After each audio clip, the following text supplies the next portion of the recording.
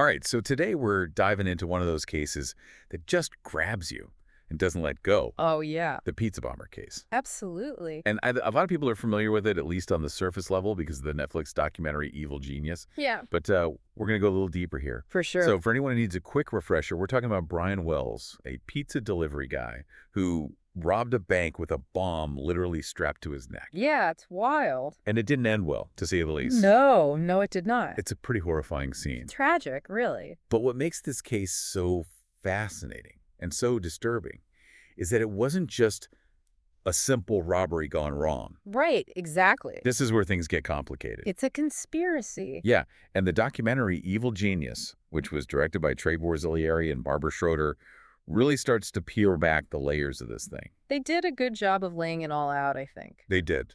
It's complex, though.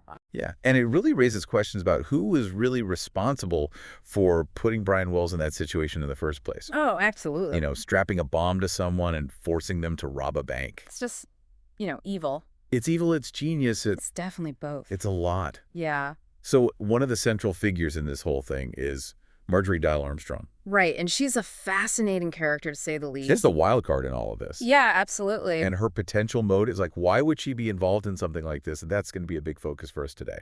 Definitely. I mean, that's the key to unlocking a lot of this, I think. Yeah. So just to paint a picture for everyone, the bomb itself wasn't some amateur device, like you see in the movies. No, this was sophisticated. This was complex. It had multiple locks, a time delay mechanism. Even a booby trap, right? Hey, a booby trap. It's terrifying to think about. It's incredibly disturbing. And it really suggests that whoever was behind this had a very specific plan in mind. Right, this was premeditated. Absolutely. This was not something they just threw together. So when we talk about Marjorie Diehl-Armstrong, the documentary portrays her as, like I said, this central figure, this mastermind almost. I mean, she was a complex person. She had a history of mental illness. She was manipulative. Very intelligent, though. Yeah, very intelligent. But also troubled, clearly. And to really get a handle on this case, we have to try to understand her. Right. What makes her tick? What were her motivations? How does she connect to the other people involved?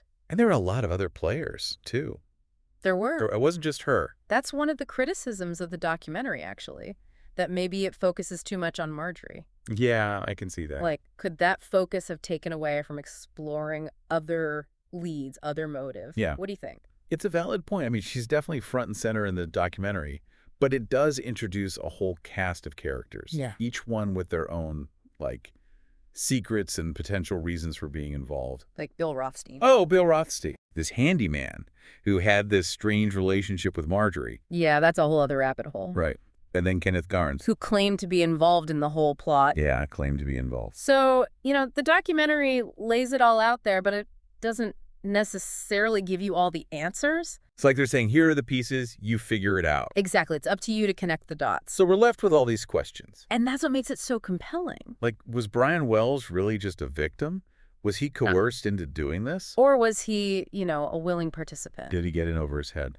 That's the million-dollar question, isn't it? And this is where the whole idea of entrapment comes into play. Right. Legally speaking, entrapment is when law enforcement essentially tricks someone into committing a crime. A crime that they wouldn't have committed otherwise. Exactly. And while the documentary doesn't definitively answer the question of Brian Wells' involvement,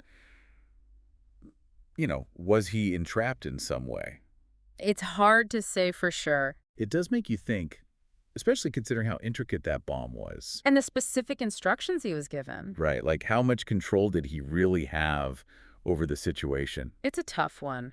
It really is. And I think that's why this case continues to fascinate people. It's just so layered. It's like a real-life puzzle box. And the more you learn, the more questions you have. Exactly. It makes you question everything you thought you knew. So for anyone listening who's intrigued by this case, I definitely recommend checking out Evil Genius if you haven't already. It's a good place to start. But don't stop there. There are books, there are articles out there that delve even deeper into different aspects of the case. Oh, yeah. Tons of material out there. Like if you're particularly fascinated by Marjorie Diehl-Armstrong.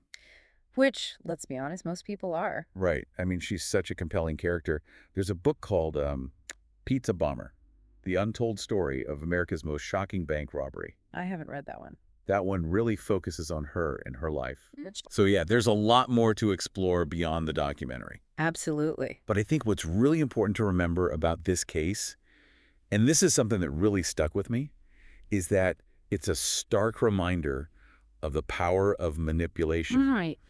and the truly devastating consequences that can happen when someone decides to exploit other people's vulnerabilities. For their own twisted purposes. Yeah, I mean, Brian Wells was clearly exploited in some way, whether he was a willing participant or not. And who knows how many other people were affected by this whole thing. And that's what keeps me coming back to this case. It's like, what if there's more to the story than we know? Oh, I'm sure there is. Right, what if there are still pieces of the puzzle that are hidden, things that we haven't uncovered yet? It really makes you wonder. It does, and it probably always will. That's the nature of these kinds of cases, I guess. It's true, and that's what makes them so fascinating and so unsettling. We may never know the whole truth. But it's worth trying to find out as much as we can. Absolutely. The truth is out there, somewhere. Somewhere, just waiting to be discovered. The question is, who's going to find it? Maybe one of our listeners will. So if you have any theories, any insights, be sure to share them with us. Yeah, let us know what you think. We'd love to hear from you. And in the meantime, keep digging. Keep searching for the truth. Because sometimes the most bizarre cases are the ones that teach us the most about ourselves. And about the darkness that can lurk in the human heart. All right, that's going to do it for us today. Thanks for joining us on this deep dive into the pizza bomber case. Always a pleasure. Until next time. Stay curious, folks.